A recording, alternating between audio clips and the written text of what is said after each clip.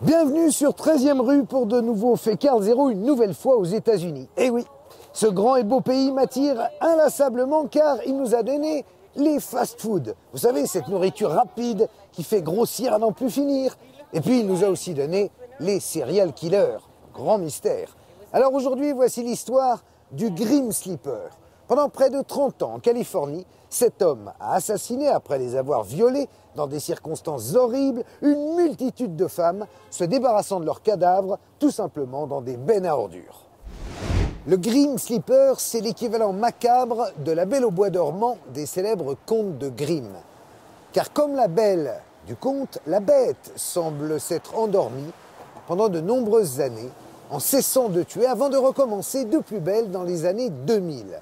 Pendant 20 ans, la police de Los Angeles, il faut bien le dire, n'a rien glandé. Ce n'est que récemment que la LAPD s'est décidée à rouvrir une cellule cold case pour mettre la main sur ce fameux Grim Sleeper. Ces flics de choc, nous avons pu les rencontrer et vous allez le découvrir, ils n'ont réellement pas chômé.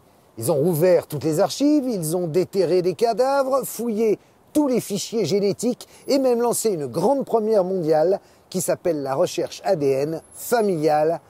Regardez.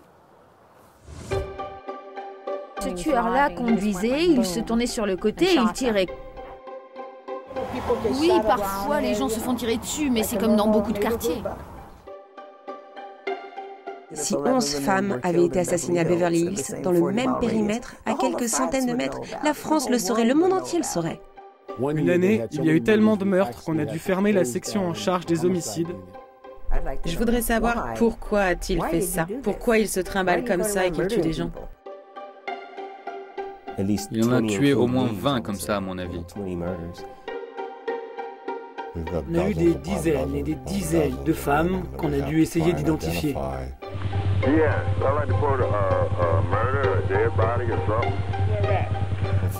Donc finalement, on se disait, on va partir à la retraite et on ne retrouvera jamais ce mec.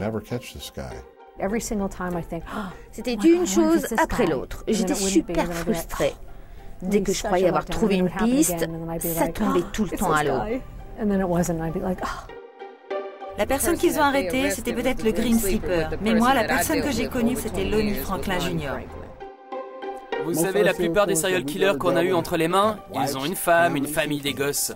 Ils sont normaux. Moi, je crois qu'il est innocent. Je pense sincèrement qu'il est innocent. Ce qu'on cherche, c'est un tueur. Tout le reste n'est que spéculation. Et quand vous le regardez dans les yeux, vous cherchez la vérité.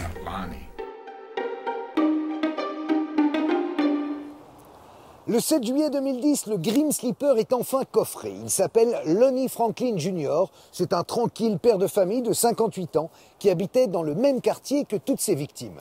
Un remake en quelque sorte de Mon voisin le tueur. Qui est-il vraiment? Comment a-t-il réussi à échapper aussi longtemps à la police? Voici la véritable story du Grim Sleeper, le tueur caché de South Los Angeles.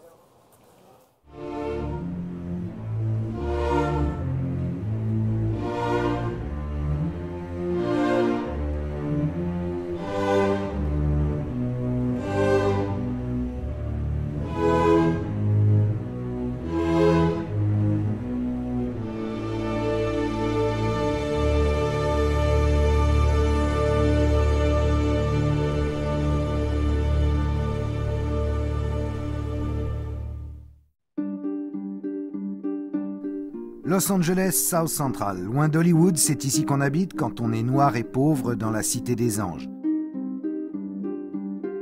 Dans les années 80, South Central, c'est surtout la capitale mondiale du crack, des gangs et de la mort violente. Alicia Alexander a grandi ici, au coin de Western Avenue et de la 69e. Ce 11 septembre 88, elle vient d'avoir 18 ans. 22 ans plus tard, son père a toujours mal. Cette nuit-là, elle m'a dit qu'elle allait faire une course au magasin d'à côté, et c'est la dernière fois que je lui ai parlé. Rien que ça a été un coup, de lui avoir dit « Rentre vite à la maison, reviens vite, j'espère que tu vas rentrer tôt », et qu'elle ne soit jamais revenue.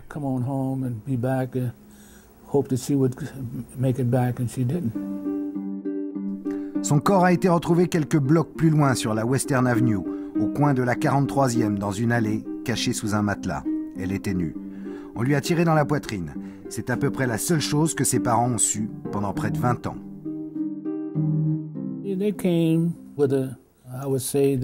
Ils sont venus, ils se sont présentés comme des policiers, sans montrer aucune émotion, aucun sentiment.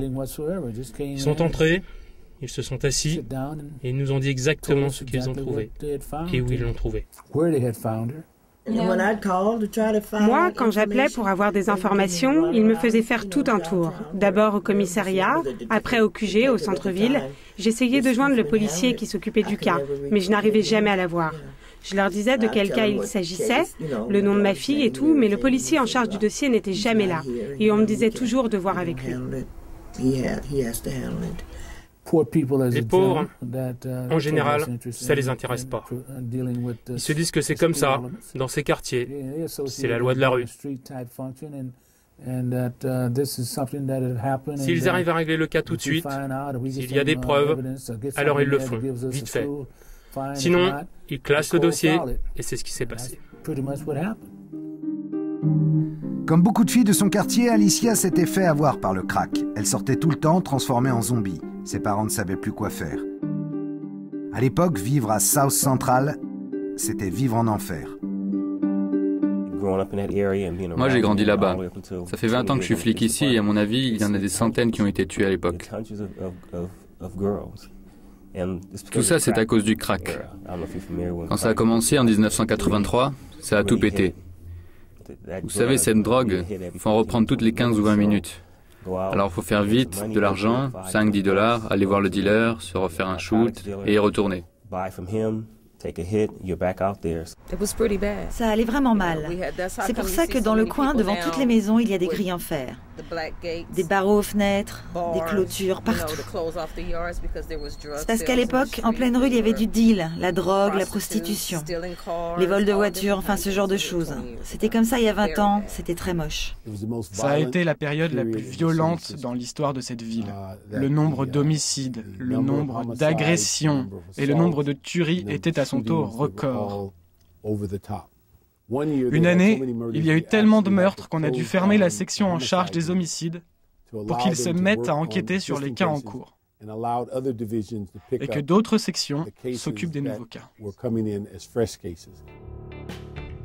Les flics sont dépassés, les habitants les détestent. Jusqu'à l'affrontement, les fameuses émeutes de South Central en 1992. Il y a la drogue, les gangs et puis ces cadavres de femmes retrouvés dans les allées sombres ou au fond de bennes à ordures. Ce n'est qu'au bout de 11 morts que le LAPD se dit que c'est peut-être un peu louche, qu'un serial killer se balade peut-être à South Central. Et personne ne réagit. Le message qu'on leur faisait passer, c'était « Oh, vous savez, des femmes noires assassinées à South Central. Qu'est-ce qu'il y a de neuf ?» Vous imaginez si 11 femmes avaient été assassinées à Beverly Hills, dans le même périmètre, à quelques centaines de mètres. La France le saurait, le monde entier le saurait. Margaret Prescott devient la Angela Davis de South Central. Pour prévenir les habitants du danger, elle distribue des tracts, des portraits robots. Elle organise des sittings devant les QG de la police qui va enfin réagir. Un premier tueur est arrêté, mais les enquêteurs se rendent vite compte que plusieurs serial killers sévissent en même temps dans le quartier. Notamment un qui aurait violé et abattu 7 femmes, toujours de la même manière. Ce tueur-là conduisait, il se tournait sur le côté et il tirait comme ça. Parce qu'elles avaient toute une balle dans le côté comme ça, là, sur la poitrine. Apparemment, il roulait, il se tournait et boum, il leur tirait dessus. Le LAPD arrête un suspect, un flic, Ricky Ross. Il a été arrêté avec une prostituée dans le coin où toutes ces femmes étaient tuées. Ils m'ont appelé. Ils m'ont dit, on l'a chopé, on est sûr. On n'arrêterait pas l'un des nôtres si on n'était pas sûr. L'analyse balistique est formelle. Ils en ont fait tout un truc, ils ont fait une grande conférence de presse, et au bout d'un mois, ils l'ont relâché et ils ont dit que c'était une erreur de la balistique. Comment vous dire? J'étais carrément outragée. Après ça, les policiers sont passés à autre chose. Ils se sont mis sur de nouveaux dossiers. Quelque part dans le fond de leur esprit, ils pensaient qu'ils avaient trouvé le coupable. Ce n'est qu'en 2007 que le LAPD se met vraiment sur la piste de ce meurtrier. Oh, pas parce que les flics de LA ont soudain des remords en se disant « Merde, on aurait pu travailler avant ». Non, c'est parce qu'ils viennent de découvrir de nouveaux meurtres, de nouvelles victimes, violées puis abandonnées de la même façon dans des poubelles, dans les allées sombres de South Central. Sur leurs cadavres, on retrouve toujours la même trace ADN. Alors un groupe Cold Case est monté pour retrouver ce serial killer en vadrouille depuis si longtemps. Une cellule spéciale qui travaille dans le plus grand secret. Le LAPD ne veut surtout pas communiquer. Ces mecs-là, quand ils veulent pas parler, eh ben je vous jure qu'ils parlent pas. Celle qui va rompre le silence s'appelle Christine Pelisek. Elle vient d'être embauchée dans un petit hebdo gratuit de Los Angeles. Quelques mois plus tôt, au hasard d'un café, pris avec un coroner trop bavard, elle apprend que 3 femmes ont été retrouvées mortes dans le quartier. Princess Berthomieux, 14 ans, retrouvée le 19 mars 2002 dans une allée de South Van Ness. Valérie McCorvey, 35 ans, retrouvée un an plus tard le 11 juillet entre la 109e et la 108e. Janicia Peters, 25 ans, découverte par un SDF le 1er janvier 2007 dans une benne à ordures de la Western Avenue. Je venais de découvrir le meurtre de Janicia Peters. J'avais trouvé son rapport d'autopsie, alors j'ai appelé le flic qui s'en occupait. Je lui ai demandé où il en était dans l'enquête. Mais il m'a dit qu'on lui avait repris le dossier, que maintenant c'était au QG à Downtown qu'il était parti. Et généralement, quand ça part à Downtown, ça veut dire 2 choses. Soit c'est un dossier qui implique une célébrité ou quelqu'un de connu, soit qu'il cherche un serial killer. Une cellule Cold Case a été créée en secret. Christine découvre que les enquêteurs ont fait le lien entre ces 3 meurtres et les 7 des années 80 qu'on avait mis sur le dos de Ricky Ross. Les tests ADN le prouvent, et ce qui est sûr, c'est que Ricky Ross n'était pas dans le coup. Ricky Ross est mort 1 mois avant la mort de Valerie McCorvey en 2003. Donc, à moins qu'il ait tué de sa tombe, il ne pouvait pas être le tueur. Un serial killer sévit donc à Los Angeles depuis 1985. Il aurait tué Debra Jackson, 29 ans, hôtesse de bar, retrouvée sous un tapis dans une allée de la South Vermont Avenue. 1 an plus tard, un peu plus loin sur la même avenue et avec la même arme, c'est Henrietta Wright, 35 ans, 2 balles dans la poitrine, la manche d'une chemise d'homme enfoncée dans la bouche. 6 mois après, Barbara Ware, 23 ans, était retrouvée dans les poubelles d'une allée, même arme. À quelques mètres de là, le 16 avril 87, on découvre le cadavre de Bernita Sparks, 25 ans, dans une benne pleine d'ordures. 1 an plus tard, le soir d'Halloween, Mary Lowe, 26 ans, est retrouvée dans l'allée d'en face, une balle dans la poitrine. Puis c'est Larshira Jefferson, 22 ans, en janvier 88. Sur son cadavre, un matelas et un torchon sur lequel on a écrit le mot « sida ». Enfin, 9 mois plus tard, c'est la même arme qui tue Alicia Alexander. 10 victimes en 25 ans et un étrange vide de 13 années entre tous ces meurtres. Il y avait une pause de 13 ans, de 1988 à 2002. Et cette pause de 13 ans, on se demandait ce que ça voulait dire. Qu'est-ce qu'il faisait pendant tout ce temps? Les flics et moi, on se demandait tous ce que c'était. Est-ce qu'il était dans l'armée? Est-ce qu'il était à l'étranger et qu'il rentrait de temps en temps? Christine tient son scoop. Reste à trouver un nom au tueur. Ma rédactrice en chef voulait qu'on le baptise, qu'on trouve un nom marrant. J'en ai proposé pas mal au débeauté. Et c'est comme ça qu'est venu le nom de Grim Sleeper. Moi, je rigolais à moitié quand je lui ai proposé. Elle a adoré. Et je me suis dit, oh mon Dieu, non. Le Grim Sleeper, le tueur qui s'est endormi comme la belle au bois dormant des contes de Grimm, fait la une du journal. Pour les Alexander, c'est un coup dur. 22 ans après la mort d'Alicia, les flics ne leur avaient toujours rien dit. C'était dans le journal. La photo de ma fille était dans le journal. Moi, j'avais peur de le lire. J'étais effrayée. D'un côté, j'avais envie de le lire. De l'autre, j'avais tellement peur. J'ai fini par le lire. Après, je l'ai passé à mon mari pour que toute la famille le sache. C'est bien simple. Il nous avait complètement oubliés. Même choc pour Diana Ware. Barbara, sa belle-fille, est morte il y a 20 ans. Elle découvre que c'est un serial killer qui l'a tuée en allumant la télé. J'étais en colère, ça oui. Je leur ai dit, pourquoi je ne sais rien de tout ça? Pourquoi est-ce que c'est à la télé que je l'apprends? Et le policier m'a dit, on n'arrivait pas à vous joindre, on ne savait pas où vous étiez. Mais c'est pas vrai. S'ils m'avaient cherché pour quelque chose d'autre, ils m'auraient trouvé tout de suite. Je ne me cachais pas, je m'appelais toujours Ware. Ils auraient pu me trouver. Savoir qu'il y a quelqu'un dehors qui tue encore et encore, et savoir que c'est cette même personne qui l'a tué, c'est dingue. Et bien sûr que ça fait mal. Savoir qu'il recommence encore et encore. Un serial killer est en activité à Los Angeles. Les médias s'agitent, les fans de mystère commencent à faire l'enquête eux-mêmes. Je me suis mise à recevoir plein de courriers et d'appels de plein de gens. Certaines pistes étaient cohérentes, d'autres complètement à côté de la plaque. Je recevais des mails de médiums, de femmes qui croyaient que le Grim Sleeper était leur meilleur ami. Et il y en a une, elle m'a même amené une tasse avec une serviette en papier contenant, soi-disant, le sperme du tueur. Il faisait très chaud ce jour-là, j'ai appelé Kilcoyne. Est-ce que je peux vous amener ce truc-là? Et il m'a dit, je n'ai pas pu le lui donner ce jour-là. Alors j'ai été obligée de le conserver dans mon frigo pour la nuit. C'est dégoûtant. La cellule spéciale du LAPD regroupe tous les cas similaires et commence à établir le profil du tueur. Les victimes ont toutes été retrouvées dans un même cercle, un même périmètre, au sein du même quartier. Donc, le Grim Sleeper habite probablement dans ce quartier. Mais comment remettre la main dessus? Après tant d'années, après tous ces meurtres, toutes les pistes vont être explorées une par la police.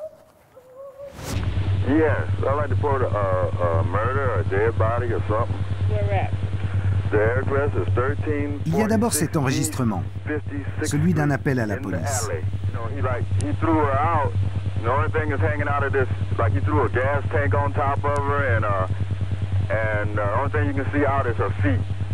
Les indications de cet homme mènent au corps de Barbara Ware et à un mystérieux van bleu et blanc.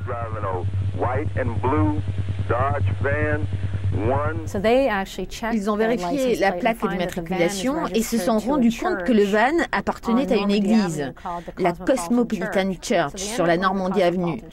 Ils y vont et apprennent que cette nuit-là, il y avait une veillée de prière organisée dans l'église. Ils ont parlé à plein de gens là-bas, mais rien n'en est ressorti. Le van, en revanche, était là et le van était encore chaud. Le van était encore chaud, mais les policiers arrêtent l'enquête. Ils ne parlent à personne de l'appel à police secours. Quand la cellule Cold Case le ressort 20 ans plus tard, tout le monde hallucine. Comment est-ce possible d'arrêter l'enquête comme ça? Ils avaient une piste évidente, ils chauffaient. C'est le cas de le dire. Le van était encore chaud. Comment peuvent-ils mettre 20 ans à dire qu'il y a eu un appel à police secours? C'est fou. Ça, c'est ce qui m'énerve le plus. Pourquoi ne l'ont-ils pas sorti à l'époque? Pourquoi ne nous l'ont-ils pas dit? On aurait pu aider. On aurait pu connaître des gens à la Cosmopolitan Church.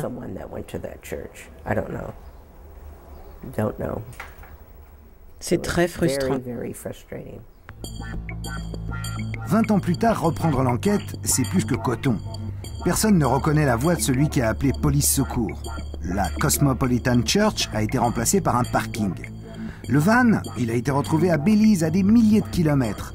Quant aux fidèles, autant les chercher dans une boîte de foin. Il y avait des fidèles qui venaient de tout le pays, qui venaient prêcher, prier, il y avait des milliers de gens. Je me suis dit, mon Dieu, comment est-ce que je vais faire pour faire le tri entre toutes ces personnes? Je suis allé dans les quatre coins du pays à la recherche de preuves. Croyez-moi, je suis allé jusqu'au fin fond du Mississippi. Et je déteste l'avion. J'ai appelé les anciens pasteurs, les diacres. Certains étaient partis vivre en Floride. Une grande partie des gens que j'interviewais, souvent le LAPD les avait déjà rencontrés juste avant. J'en parlais aux flics. Ils me disaient, oui, on a pris un échantillon de leur ADN. Moi, je suis allé en Géorgie, où l'un des révérends de l'église était mort 6 mois après la découverte du corps de la dernière victime, Janecia Peters. On y est allé, on a exhumé son corps, on a ressorti des restes pour rechercher l'ADN, et lui comme les autres, on a dû l'éliminer. En exhumant de très vieux dossiers, les enquêteurs vont tomber sur un élément décisif. Une victime a en effet pu échapper au tueur. Son témoignage peut tout faire basculer. Avant qu'il ne la viole et lui tire dessus et la laisse pour morte, elle a pu parler au Grim Sleeper quelques instants. Elle est même montée dans sa voiture. Et une Ford Pinto de couleur orange, croyez-moi, ça ne s'oublie pas, surtout dans de telles circonstances. C'est ici, devant ce Liquor Store de Western Avenue, qu'elle l'a croisé. Elle marchait pour aller à une fête. Devant le magasin, un homme lui propose de l'emmener. Il est sympa, il a une Ford Pinto orange. C'est classe, elle a confiance. Il lui a dit qu'il devait d'abord passer à la maison de son oncle ou de son cousin. Elle a accepté, ils y sont allés et elle a attendu dans la voiture. Il est entré dans une maison à l'angle de Western et de la 81e. 10 minutes plus tard, il est revenu. Il est rentré dans la voiture, complètement différent, dingue. Il s'est mis à lui dire qu'elle l'avait enflé. Il s'est mis à l'appeler d'un autre nom. Il a remis la voiture en marche, lui a tiré dessus, la viole et la jette pour morte dans une benne. Elle s'en sort miraculeusement et se souvient de la maison du prétendu oncle, à l'angle de Western et de la 81e. C'était en plein sas central. La particularité du coin, c'est qu'on ne dirait pas du tout qu'on est dans un quartier dangereux. Même les habitants ne s'en rendent plus compte. Moi, ça fait 13-14 ans que j'habite ici. C'est calme, c'est calme. Rien ne se passe. Bon, les gens se font tirer dessus de temps en temps, mais c'est comme dans un quartier normal. J'ai pas peur. Ah si, vous savez, comme ça, on tire au coin de la rue. C'est comme partout, ça arrive. Un accident, c'est comme ça.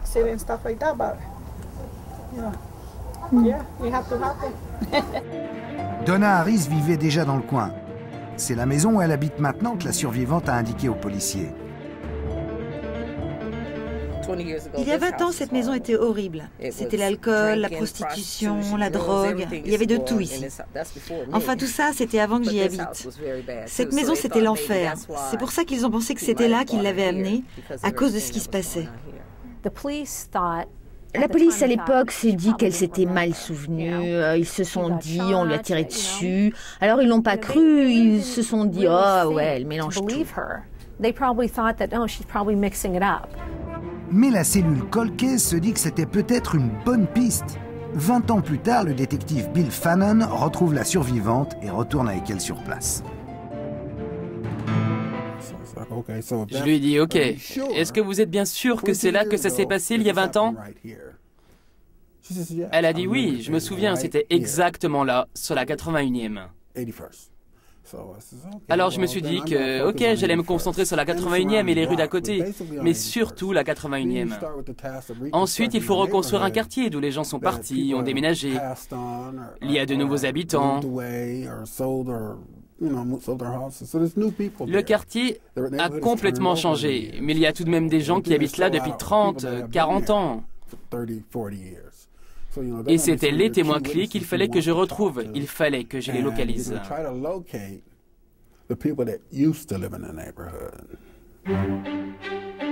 Et cette fameuse Ford Pinto orange, me direz-vous, qu'est-elle devenue? La cellule Cold Case fouille toutes les casses. En vain. J'étais un peu déçu de ne pas l'avoir retrouvée, cette Ford Pinto. Mais c'est une voiture qui a 24 ans, alors... Vous savez, certains gardent les voitures comme objet de collection. Mais c'est vrai que si la voiture a été impliquée dans un crime, la personne s'en sera sûrement débarrassée. Vous savez, on a un garage plein de Ford Pinto orange. Soudain, une lueur d'espoir. À l'autre bout des États-Unis, une femme pense que c'est son ex-mari. Il avait une Ford Pinto orange. Il était violent. Et il habitait dans le coin. Il avait une Pinto orange qu'il avait brûlée sur l'autoroute pour escroquer l'assurance. Il y avait plein de choses comme ça qui collaient, ça semblait être bon. Alors ce genre de personnes, on les mettait sous surveillance, on essayait d'en savoir plus sur où ils étaient, qui ils voyaient, quelles étaient leurs activités, est-ce qu'ils sortaient pour aller voir les filles la nuit. Ensuite, on faisait le test ADN, et lui comme les autres, on a dû l'éliminer. C'était une chose après l'autre. J'étais super frustrée. Dès que je croyais avoir trouvé une piste, ça tombait tout le temps à l'eau. Les flics me disaient c'est toujours comme ça, il va falloir que tu t'habitues à ce genre de choses. Et moi, à chaque fois, j'étais toute excitée, je disais waouh, mon Dieu, et si c'était ce mec-là? Et puis non, alors j'étais déprimée. Et ça revenait encore, je me disais waouh, c'est le bon. Mais en fait, non. C'était horrible. Dennis Kilcoyne, le patron de la cellule Colcaise, ne sait plus quoi faire. On était constamment en train de chercher des pistes. On rencontrait les familles, on passait à la télé, on mettait des affiches, et on a fait faire des portraits robots. On a donné une récompense d'1 demi-million de dollars pour toute information. Et rien. Ça ne donnait rien. C'était super frustrant. Il ne reste plus qu'un espoir, le fichier génétique. En Californie, depuis quelques années, tous les criminels sont fichés. Et depuis peu, même pour un tout petit délit de rien du tout, t'es fiché. Il suffit d'être passé ne serait-ce qu'une journée par la case prison. Ce type a certainement dû faire une connerie dans sa vie. Je sais pas, rouler bourré ou voler des pneus. Eh ben non, nouvelle déconvenue, l'ADN du Grim Sleeper n'est pas répertorié. Avec un profil pareil, c'est pas possible. Même sans empreinte ADN prélevée, il a bien dû se faire serrer une fois quand même.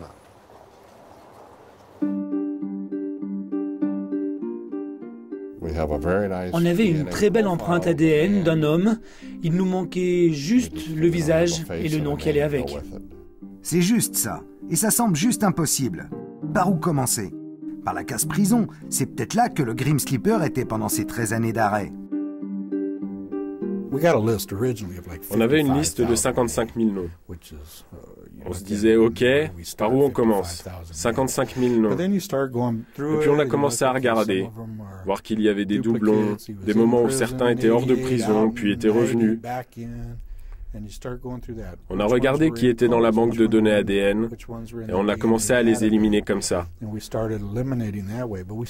Et il restait encore 14 000 noms, et ça faisait beaucoup de noms à vérifier. Ça fait beaucoup de monde en effet, et après vérification, il n'est pas dans les fichiers. Alors où? À la section des crimes sexuels, on continue de penser que le Grim Sleeper a bien dû un jour ou l'autre être passé par leur service. Ils se sont dit qu'il y avait de bonnes chances que le Grim Sleeper soit un délinquant sexuel. Alors ils ont regardé tous les 5612 criminels sexuels de la ville de Los Angeles. Et ce, parmi ces 5612 criminels sexuels qui n'avaient pas fait de test ADN. Et parmi eux, il y avait un agent d'assurance de 72 ans, un certain John Floyd Thomas. Le petit vieux tranquille donne un échantillon de sa salive sans faire de manière. 3 mois plus tard, surprise. Son ADN correspondait à celui retrouvé sur 4 ou 5 meurtres datant des années 70, des vieilles dames blanches tuées à Los Angeles. Et il pense qu'il est aussi un violeur en série, recherché depuis longtemps dans un autre quartier de Los Angeles, qu'on appelait le violeur de l'Ouest. Le gentil sexagénaire, courtier en assurance, serait en fait le tueur en série le plus prolifique de l'histoire de Los Angeles. 25 viols et meurtres de petites vieilles dans les années 70. Puis, tout d'un coup, plus rien.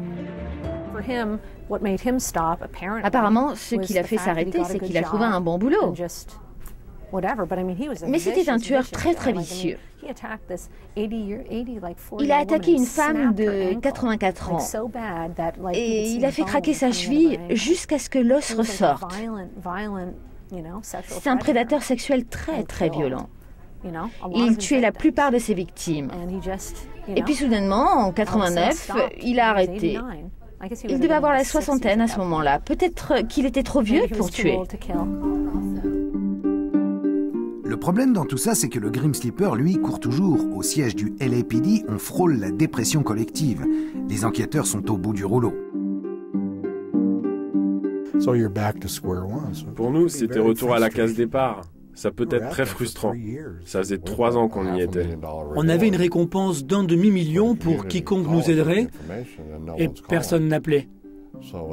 On commençait à s'arracher les cheveux. Tout le monde nous en voulait. Tout le monde était en colère pour plein de raisons, mais personne n'appelait. 3 ans, juste sur ce cas. Ça a pris beaucoup de notre vie.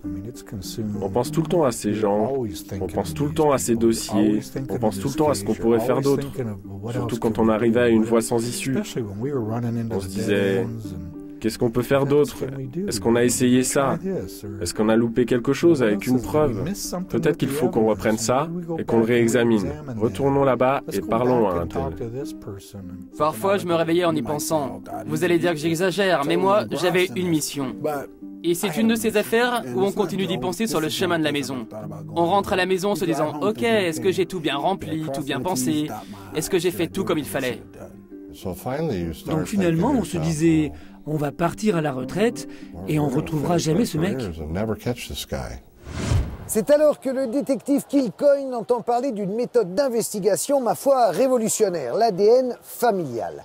Personne à ce moment-là ne l'a encore utilisé. Le principe, c'est qu'on peut retrouver un homme grâce à l'ADN de son père, de son grand-père, de son arrière-grand-père ou de son fils. L'État de Californie est le premier à pouvoir utiliser cette méthode. Et comme en Californie, on peut désormais avoir son ADN fiché rien que parce qu'on a signé par exemple un faux chèque, les chances de débusquer le serial killer s'en trouvent démultipliées. Mais attention, trouver le meurtrier par le biais de sa famille, qui elle n'a rien fait, c'est limite côté droit civique. Ça a l'air aussi simple qu'une recherche sur le net. On entre l'empreinte ADN de celui qu'on cherche, on la compare à tous ceux qui ont été fichés. Si le frère, le père, le fils du criminel est dedans, on retrouve le méchant. La technique fait rêver les flics du monde entier. Et ce sont les gars de la cellule Grim Sleeper qui vont les traîner. Il a fallu que je fasse plein de paperasseries bureaucratiques, des lettres, des demandes, parce qu'il y a plein d'administrations concernées, des villes, des États, des niveaux administratifs différents.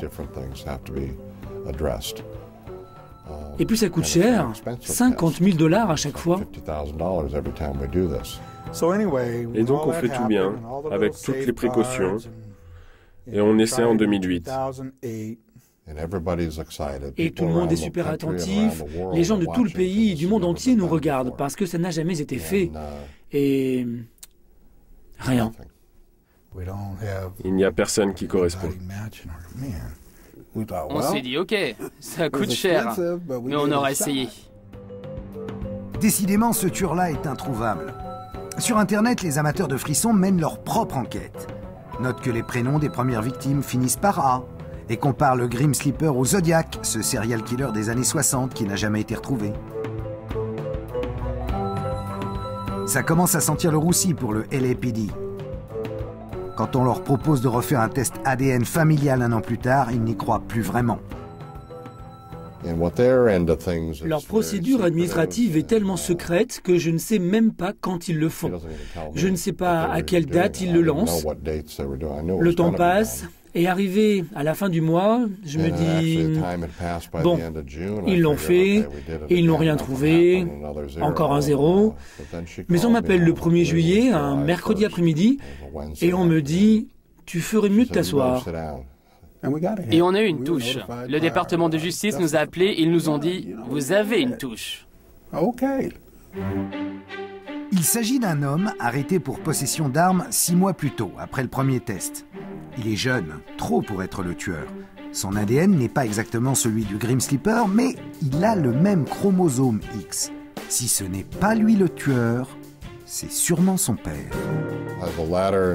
On m'a passé la feuille, on l'a glissée devant moi, et c'était les coordonnées de Christopher Franklin, le fils de Lonnie Franklin, notre suspect. Le voilà le suspect numéro 1, Lonnie Franklin Jr. Il a 57 ans. Depuis 30 ans, il habite à quelques centaines de mètres des endroits où les corps ont été retrouvés. À l'angle de Western et de la 81e avenue. Vous savez ce quartier où les détectives sont revenus avec la survivante. Il habitait à 10 mètres, juste 2 maisons plus loin. J'étais à 2 doigts. Mais c'était qu'une question de temps, à mon avis. On fait de l'enquête de voisinage, on fait du porte-à-porte. Littéralement, on était en route pour ce coin-là. Vraiment.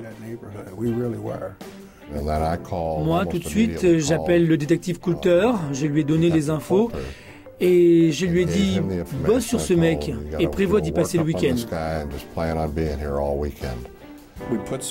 On l'a mis sous surveillance tout de suite. C'est une question de sécurité publique. Dès qu'on a un nom de suspect, on le surveille 24 heures sur 24. Mais est-ce le vrai suspect? Rien n'est sûr. Tout ce qu'on savait à ce moment-là, c'est qu'on avait quelqu'un qui s'appelait Christopher Franklin, dont on pensait que c'était le fils du Grim Sleeper. Mais on n'avait que ça. Il fallait qu'on ait une empreinte du père pour vérifier qu'il était bien le suspect.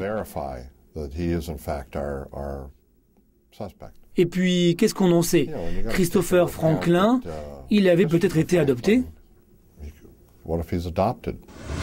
C'est bon, ils tiennent enfin un suspect, mais pas la moindre raison légale de l'arrêter. Il faut prouver que c'est bien lui. Il faut donc une empreinte génétique. Alors, une vingtaine d'hommes vont le surveiller nuit et jour pour tenter de récupérer un objet qu'il jetterait, sur lequel il y aurait de la salive permettant d'identifier son ADN. Un mégot, un Kleenex ou, pourquoi pas, un habit qu'on retrouverait dans une laverie automatique.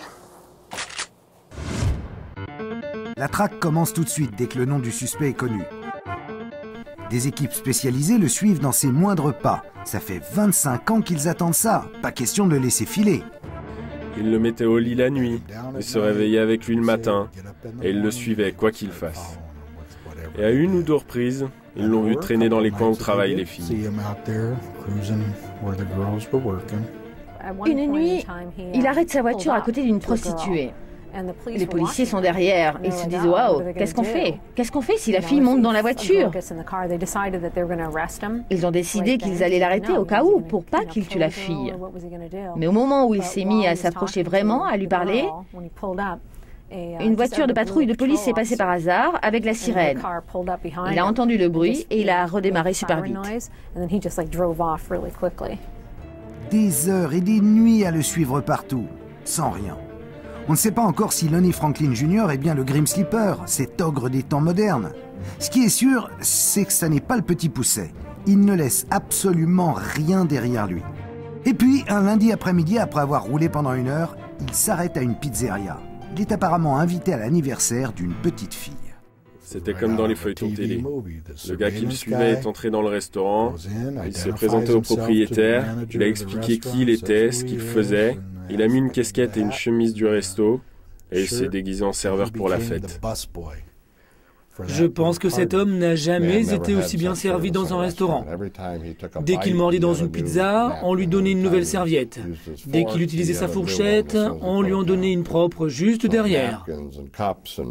Il a ramené les serviettes, les verres et même un bout de pizza entamé. Ils nous ont tout ramené. C'est moi qui ai tout pris en personne. Je suis allé au labo. Ils ne savaient pas ce que c'était, mais je leur ai dit de s'y mettre tout de suite et le plus vite possible. C'est le reste de pizza le plus précieux de toute l'histoire du LAPD. Le détective Kilcoyne va vivre les 30 heures les plus longues de sa vie. Les gars étaient censés m'appeler à 5 heures du mat. Donc nous, à 5 heures du mat, on était en haut, au bureau. 5 heures passent, 5h30, 6 heures, pas d'appel. On se dit, c'est pas bon ça, c'est pas bon. On leur envoie un email, ils ne répondent pas. On les appelle, ils ne répondent pas. On se dit, c'est vraiment pas bon, là, pas de nouvelles, mauvaise nouvelle, il y a quelque chose qui va pas. Et moi, depuis 5 heures du mat, j'étais devant la maison du juge, dans ma voiture. Si c'était lui, j'allais cogner à la porte du juge pour lui faire signer un mandat et l'arrêter tout de suite. Sinon, je rentrais au bureau et c'était encore retour à la case départ. Tout le monde était là à attendre et retenir sa respiration quand finalement le labo a rappelé. Et ils ont dit oui, c'est votre homme. Et c'était un beau jour. Lonnie Franklin Jr. est arrêté quelques minutes plus tard. Avant que les télés ne balancent l'info, le détective Kilcoyne a du boulot. Appeler toutes les familles de victimes. Cette fois, ils vont savoir. Je lui ai dit, vous avez du neuf? Il me dit oui, d'une certaine manière. Vous êtes bien assise? Je lui ai répondu oui, qu'est-ce qu'il y a? Et c'est là qu'il m'a dit, on l'a eu. Quoi? Qu'est-ce que vous venez de dire? On l'a eu. J'ai dit, oh mon Dieu, vous en êtes sûr? Oui, on en est sûr. Mais moi, j'y croyais pas, à force, après toutes ces années. Vous l'avez trouvé? Je vais vous dire, c'était un sentiment, un poids que je portais depuis des années, qui soudain s'allège. C'était incroyable de sentir quelque chose comme ça. Après avoir cru pendant des années qu'on ne saurait rien, et tout d'un coup ça. Il n'y a que Dieu pour avoir permis une chose pareille. Les hélicoptères des télés ne tardent pas à débarquer. Toute l'Amérique apprend en direct l'arrestation du serial killer le plus recherché de Los Angeles. Sur place, 150 personnes sont réquisitionnées pour fouiller, photographier, déterrer peut-être les moindres preuves. Les commentateurs s'interrogent pendant des heures à propos des masques que portent les enquêteurs. Y a-t-il d'autres cadavres sur place? Qu'y a-t-il dans l'arrière-cour de la maison où des dizaines de personnes s'affairent? Kilcoyne et Coulter vont superviser les recherches. Ils sont pressés d'aller sur place. Mais d'abord, ils veulent voir le Grim Sleeper. On voulait le rencontrer. L'homme qu'on recherchait depuis 3 ans. Et mettre un vrai visage sur son nom. En personne. Plutôt qu'une photo de permis de conduire ou d'un album quelconque. Il était très calme, posé, très relax. Il a dit qu'il ne savait pas de quoi on parlait. Il ne connaissait rien du tout. Le détective Coulter a pris les photos des victimes. Il les lui a toutes montrées, une par une. Et il disait non, je ne les connais pas. Je n'ai jamais vu ces gens avant. Moi je dis, quand on est accusé d'avoir commis 10 meurtres et qu'on n'a rien fait, on se défend davantage. Le Grim Sleeper a donc enfin un visage. Il s'appelle Lonnie Franklin Jr. Il vivait, ma foi, très cool, à quelques mètres de ses futures victimes. C'était un ancien éboueur qui savait où se trouvaient les bennes à ordures les plus planquées du quartier. Et si on n'a jamais réussi à remettre la main sur les voitures avec lesquelles il enlevait ses victimes et commettait ses crimes, c'est tout simplement parce qu'il était le mécano du quartier. Des voitures, il en avait plein. Il en volait d'ailleurs certaines en ville, réparait celles des voisins avec les pièces des voitures volées. Et Lonnie, finalement, dans le quartier, tout le monde l'adorait. C'était presque un saint homme. Au coin de la 81e et de Western Avenue, les voisins ne s'en remettent toujours pas. Pendant 3 jours, ils ont vécu un véritable état de siège. On ne pouvait plus sortir, à la rigueur l'après-midi, mais le matin c'était plus possible. Dès 8 heures, la rue était fermée, ils bloquaient tout. Et je me suis dit, waouh, toute ma vie j'ai vécu à côté d'un serial killer. Leur quartier tranquille est devenu la rue du monstre. Plus personne ne veut acheter dans le coin. Et tout le monde se pose des questions. C'est un peu le remake de Mon voisin le tueur. C'était quelqu'un de très calme, il aidait tout le monde. D'ailleurs, le matin où il a été arrêté, il devait réparer ma voiture. Pour moi, on parle de 2 personnes différentes. La personne qu'ils ont arrêtée, c'était peut-être le Grim Sleeper. Mais moi, la personne que j'ai connue pendant plus de 20 ans, c'était Lonnie Franklin Jr. Moi, je crois qu'il est innocent. Je pense sincèrement qu'il est innocent. Ça fait trop longtemps que je le connais, c'est pas possible. Il était amical, toujours prêt à aider. Parfois, il avait des propos déplacés quand il parlait des femmes, mais pas avec moi. Il a toujours été correct. Si c'est lui, qu'il brûle en enfer. Mais sinon, libérez-le. Moi, j'ai travaillé avec lui. Je l'ai aidé à réparer des voitures, malgré la drogue. C'était quelqu'un de responsable. De très responsable. Je connais ses enfants depuis qu'ils ont 2 ou 3 ans. Je connais sa femme depuis qu'ils habitent ici. Sa femme, c'est quelqu'un de très très gentil. Une chrétienne qui va à la messe tous les dimanches, travaille tous les jours. Je ne peux absolument rien dire de mal sur elle ou sur les enfants. Vous savez, la plupart des serial killers qu'on a eu entre les mains, ils ont une femme, une famille, des gosses. Ils sont normaux. Jusqu'à ce que leurs pulsions les reprennent et qu'ils soient obligés de sortir et de faire leurs trucs. Et quand ils ont fini, ils rentrent à la maison, ils s'assoient à table, ils se mettent la serviette autour du cou et ils disent « Chérie, qu'est-ce qu'il y a à manger ce soir ?»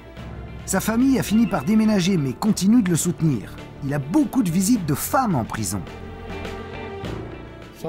Sa famille vient un peu, mais il y a aussi plein de femmes. C'est bizarre. Vous savez, on écoute toutes les conversations, nous. Allez savoir. Lonnie, citoyen modèle, est présenté pour la première fois à la cour quelques jours après son arrestation. Toutes les familles de victimes sont là. Lui, il ne dit pas un mot. C'était bizarre de le voir. On ne s'imagine jamais à quoi peut ressembler quelqu'un capable de faire ça. Et il était là, il souriait à son avocat, il bavardait avec elle, et moi je me disais, mon Dieu, comment a-t-il pu faire ça? Moi, je voulais voir à quoi il ressemblait. Et maintenant, à chaque fois qu'il passe au tribunal, j'y suis. Parce que je veux le voir. Je veux voir son visage et lui dire « Vous avez tué quelqu'un qui comptait pour nous. » Et nous, on sera là jusqu'à la fin, jusqu'à ce qu'il ait ce qu'il mérite. Le tueur est donc trouvé, mais l'enquête, elle, est loin d'être terminée. Suite à l'annonce de son arrestation, des centaines de cas vont échouer sur le bureau des enquêteurs. Le Grim Sleeper n'aurait donc pas tant dormi que ça pendant ses années de sommeil. À la barre et face au détective, Lonnie Franklin reste muet. Mais les 3 jours de fouille de sa maison vont parler pour lui. On a retrouvé 800 pièces à conviction. Des photos, des armes, des bijoux, des appareils photo, dans l'espoir d'identifier d'autres victimes. Et puis il y a eu toutes ces femmes disparues dont on n'a pas retrouvé le corps. Lonnie Franklin a été éboueur, il conduisait des camions poubelles et il laissait les corps dans des bennes. Vous pensez que certains corps ont pu disparaître dans la nature? Je n'en sais rien. C'est très probable. Est-ce qu'on les retrouvera? Je ne sais pas. D'après le témoignage de la seule survivante, le Grim Sleeper avait l'habitude de photographier ses victimes après les avoir tuées et violées. Or, sur place, les policiers ont retrouvé des centaines de photos de femmes. Des Polaroids.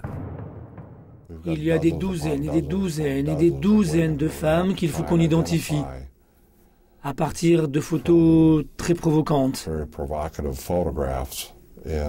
Alors, je ne sais pas. On ne sait pas qui elles sont. Il en a tué d'autres. C'est le genre de cas où on en découvre beaucoup plus. Il en a tué au moins 20 comme ça, à mon avis. Vous savez, ces mecs-là ne s'arrêtent pas. S'ils peuvent trouver un moyen de continuer, ils continuent. Sa première victime connue, c'était en 1985. Il avait 35 ans. Je ne peux pas croire que c'était sa première victime. La plupart des tueurs en série commencent très tôt. Donc je trouve difficile de croire qu'il n'ait pas tué plus tôt. Et puis il a passé pas mal de temps en Allemagne dans les années 70. Est-ce qu'il a commencé à tuer là-bas déjà? Lonnie Franklin Jr. n'a plus jamais quitté sa maison à l'angle de Western et de la 81e. Les enquêteurs sont certains qu'il ne s'est pas arrêté pendant 13 ans. Il aurait juste fait de plus en plus attention. Ses dernières victimes, il les a violées avec un préservatif. Ce sont des traces de salive qui l'ont trahi. En 2007, le corps de Genesia Peters, la dernière victime, avait été lavé.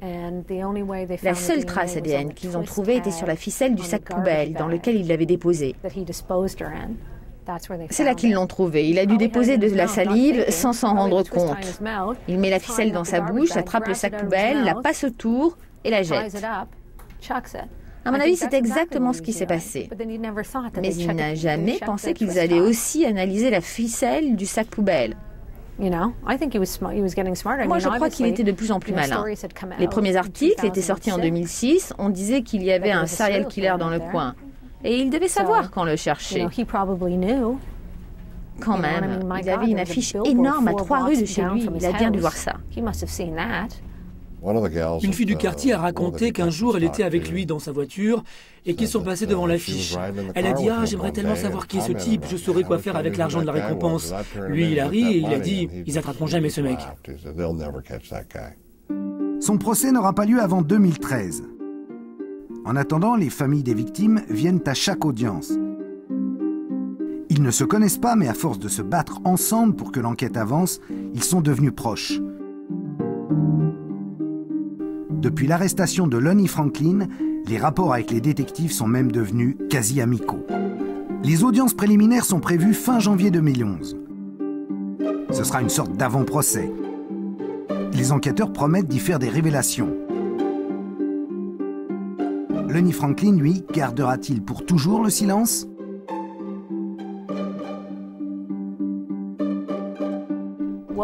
Qu'est-ce qu'il faisait pendant tout ce temps? Apparemment, il tuait alors qu'il était marié et qu'il avait des enfants.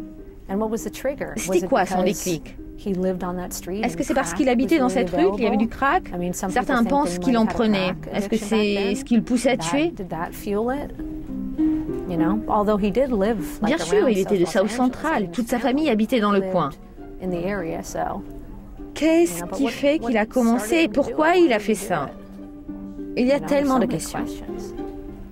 Je voudrais savoir pourquoi a-t-il fait ça? Pourquoi il se trimballe comme ça et qu'il tue des gens? Des gens qu'il ne connaît pas. En tout cas, apparemment, il ne les connaissait pas. Ça n'a aucun sens. J'aimerais lui dire, vous avez une fille? Qu'est-ce que ça vous ferait à vous? Si je pouvais lui parler, je lui dirais ça. Je lui dirais, vous avez un enfant? Comment réagiriez-vous si on faisait ça à votre enfant? Je veux que toutes ces femmes qu'il a tuées trouvent la paix. Moi, je n'aurai jamais la paix. Mais je veux qu'il soit jugé pour qu'il sache qu'il a été puni pour ce qu'il leur a fait. Je veux la satisfaction de savoir ça. Moi, je m'accroche à la vie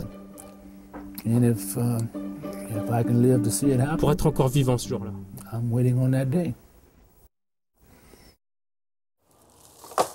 Alors vous me direz, combien de femmes a-t-il pu tuer, violer ainsi, en les abandonnant ensuite, abandonnant les cadavres dans des poubelles, des bennes à ordures? Qu'est-ce qui l'a amené à devenir le Green Sleeper? Pour l'instant, impossible de le savoir. Lonnie Franklin Jr. ne parle pas. Quant à son avocate, elle a refusé de nous répondre. Son procès devrait avoir lieu en 2013. Il plaidera évidemment non coupable, mais risquera bien sûr la peine capitale. Bonsoir.